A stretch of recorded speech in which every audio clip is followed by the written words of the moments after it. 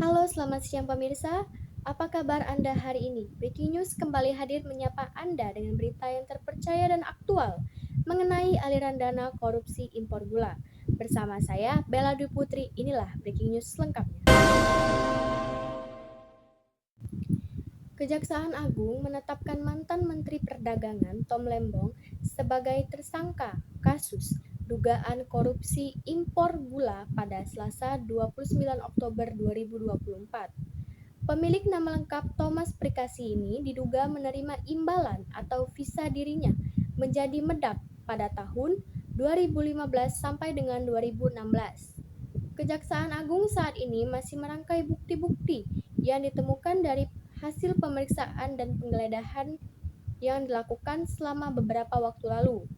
Sejak penyelidikan yang dilakukan pada Oktober 2023, disebut sudah ada 90 orang saksi yang diperiksa dan Tom Lembong menjalani pemeriksaan sebanyak 3 kali dalam kasus dugaan korupsi impor gula ini. Kejaksaan Agung juga menetapkan Direktur Pengembangan Bisnis PT Perusahaan Perdagangan Indonesia atau PT PPI berinisial CS sebagai tersangka. CS diduga berperan aktif dalam melakukan pertemuan dengan 8 manajer perusahaan yang menurut Kejagung terlibat dalam impor gula kristal mentah atau GKM.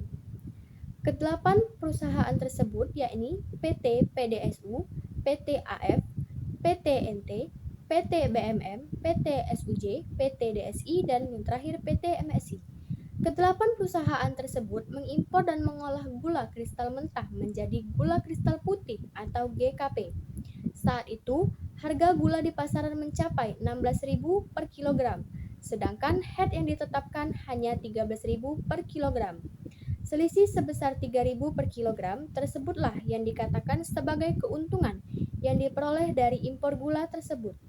Tom Lembong dan CS disangkakan melanggar Pasal 2 Ayat 1 atau Pasal 3 Undang-Undang Tindak Pidana Korupsi.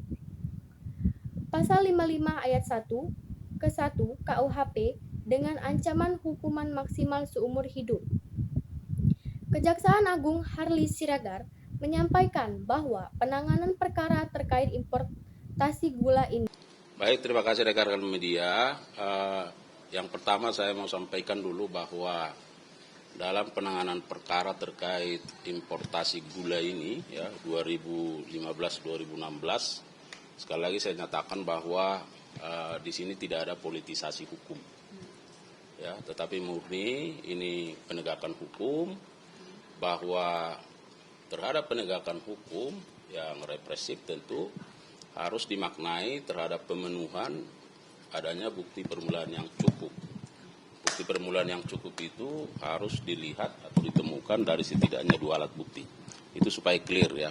Bahwa setiap penanganan perkara ada karakteristik yang dimiliki oleh perkara itu. Tidak bisa disamakan satu perkara dengan perkara yang lain.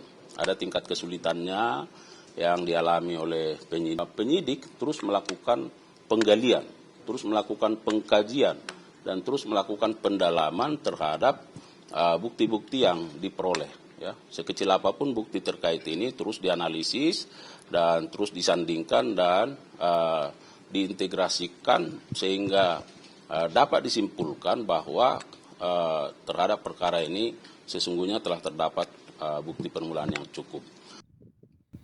Kejaksaan Agung menilai Tom Lembong bersalah karena membuka keran impor gula kristal putih ketika stok gula di dalam negeri mencukupi.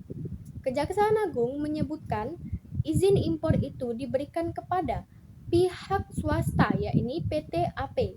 Sedangkan keputusan Menteri Perdagangan nomor 527 tahun 2004 mengatur bahwa hanya BUMN yang boleh mengimpor gula kristal putih. Kejaksaan Agung menduga perbuatan Tom Lembong itu menyebabkan kerugian negara senilai 400 miliar rupiah. Demikian berita saat ini. Saya Bella Dwi Putri pamit undur diri. Sampai jumpa di Breaking News selanjutnya.